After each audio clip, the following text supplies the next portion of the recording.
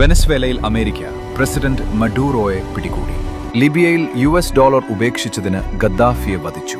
വിയറ്റ്നാമിൽ അമേരിക്കയുടെ പിന്തുണയോടെ പ്രസിഡന്റ് ഡീമിനെയും അദ്ദേഹത്തിന്റെ സഹോദരനെയും അട്ടിമറിക്കുകയും വധിക്കുകയും ചെയ്തു. ഇറാനിൽ എണ്ണ ദേശസാൽക്കരിച്ചതിന് മുഹമ്മദ് മൊസാദെഗിനെ പുറത്താക്കി.